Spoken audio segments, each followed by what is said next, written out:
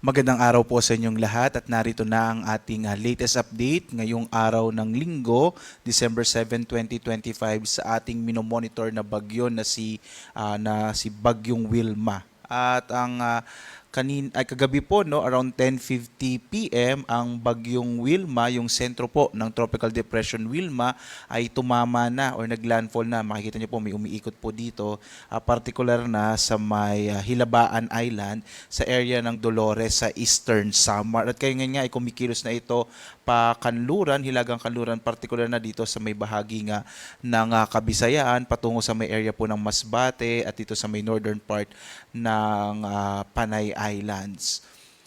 As of 4 AM, ang lokasyon ng Bagyong Wilma ay nasa may malapit po sa Calbayog City sa lalawigan ng Samar. Taglay pa rin ng Bagyong Wilma ang pinakamalakas na hangin na nasa 45 kilometers per hour malapit sa gitna at pagbugso naman na nasa 75 kilometers per hour. Kumikilos ito, medyo bagal pa rin po, pakanluran, hilagang kanluran sa bilis na 15 kilometers per hour. At makikita natin ngayong araw at tatlong weather systems pa rin na nakakaapekto sa ating bansa.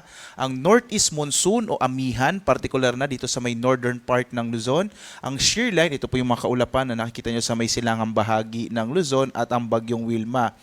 Itong tatlong weather systems na to ang magdadala ng maulap na kalangitan, may mga maihinang pag-ulan particular na sa area ng Northern Luzon at Central Luzon dulot ng amihan, habang ang shear line ay maaaring magdala ng hanggang katamtangan sa malalakas na mga pag-ulan, lalong-lalo na sa Bicol region, maging sa Calabarzon, Mimaropa, at yung Bagyong Wilma, maaari naman magdala rin ng mga pag-ulan particular na sa bahagi ng Kabisayaan.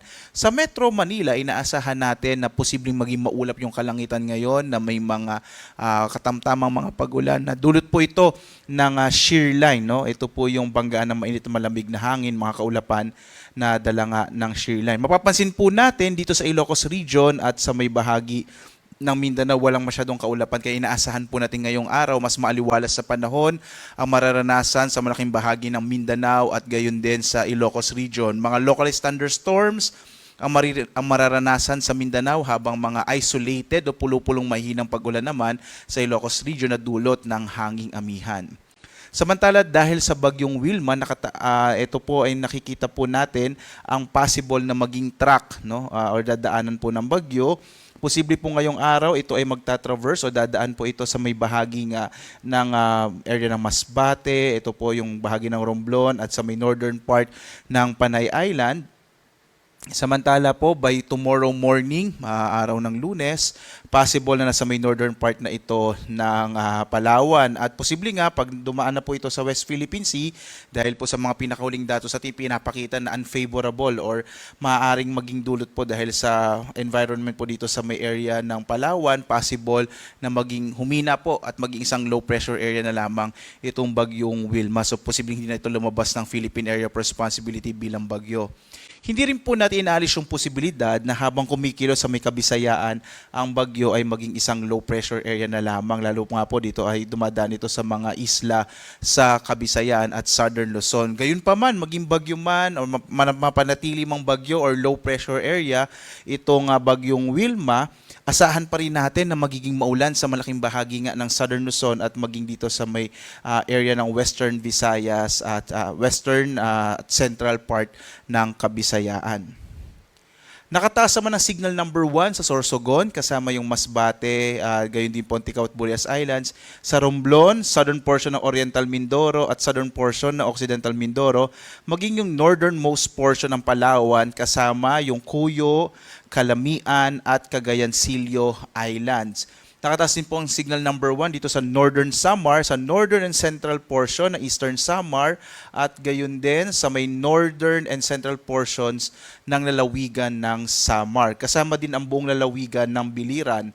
Nakataas din ang signal number 1 sa northern portion ng Leyte, maging sa ilagang bahagi ng Cebu, northern portion ng Negros Occidental, at gayon din po no, nakataas ang signal number 1 sa central and eastern portion ng Iloilo, at ang ilang bahagi po sa particular na sa Capiz, Aklan, northern and central portion ng Antique, kasama po dyan yung Kaluya Island. So sa mga lugar po kung saan nakataas ang tropical cyclone wind signal number 1, mag-ingat pa rin po sa mga posibilidad nga ng mga malalakas at mga pagbugso po ng hangin at malalakas na mga pag-ulan dala ng bagyong Wilma.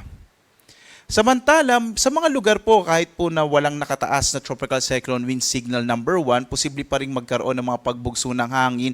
Strong to gale force po ang ating inaasahang mga lakas or condition po ng hangin, particular na sa malaking bahagi ng Luzon. Lalong-lalo na po yung Northern Luzon, maging Kabisayan at Zamboanga Peninsula ngayong araw, dulot nga po yan ng hanging amihan at epekto din ng bagyong Wilma. Bukas po Lunes hanggang Martes, inaasahan naman natin na magpapatuloy yung mga pagbugso ng hangin sa malaking bahagi ng Luzon kahit po malusaw pa itong bagyong Wilma dahil malakas pa rin yung northeast monsoon or hanging amihan.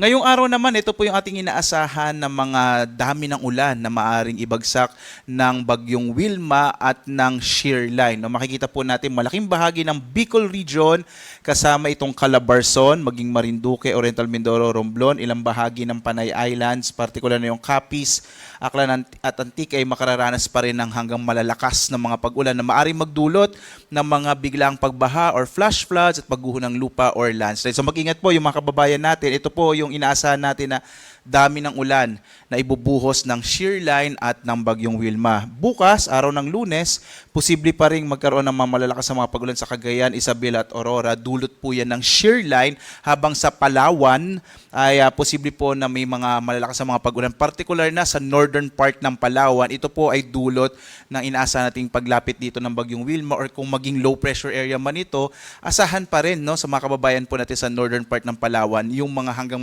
katamtaman hanggang malalakas na mga pag-ulan. Pagdating ng araw ng Martes, inaasahan pa rin natin yung mga malalakas na mga pag-ulan, particular na dito sa may Cagayan Valley at Cordillera, kasama yung Aurora. Ito ay dulot ng shear line. So mananatili po yung epekto ng shear line sa silangang bahagi ng Northern and Central Luzon at abot po hanggang sa Cordillera. Kaya mag-ingat po yung mga kababayan natin, lalong-lalo na dito sa may northeastern part ng Luzon, kasama yung Aurora, dahil nga posible yung mga pagbaha, mga flash floods at mga pagguho ng lupa or landslide sa mga bahaging ito ng ating bansa. Yan nga po ay epekto muli ng shear line. Nakataas pa rin po ang gale warning, particular na sa hilagang bahagi ng Quezon, kasama yung Camarines Norte, northern coast ng Camarines Sur, maging ang Cagayan, kasama ang Babuyan Islands, Isabela at Aurora. Inaasahan kasi natin malalaking pag-alon pa rin ng karagatan sa bahaging ito sa silangang bahagi ng Luzon. Ito po ay epekto ng northeast monsoon or hanging amihan at maging yung bagyong Wilma. Kaya po sa mga kababayan natin sa bahaging ito ng ating bansa, iwasan mo lang pumalaot, lalong-lalo na yung mga maliliit na mga sasakyang pandagat, malilit na mga bangka para makaiwas po sa panganib na dulot ng malalakas na pag-alon ng karagatan. At patuloy pa rin tayong sundan sa ating iba't ibang mga social media platforms sa X, sa Facebook at YouTube, at sa ating dalawang websites, pag-asa.doc.gov.ph at sa panahon.gov.ph para po sa update dito sa bagyong Wilma. At makikita nyo po ang latest din na mga ini-issue natin na iba't ibang mga information, particular na yung mga heavy rainfall warning, thunderstorm advisories, general flood advisories, at mga rainfall information sa buong bansa. Real-time niyo pong makikita, nakamapa dito sa panahon.gov.ph. At live na nagbibigay update mula dito sa Pag-asa Weather Forecasting Center. Ako si Obet Badrina. Maghanda po tayo lagi para sa ligtas,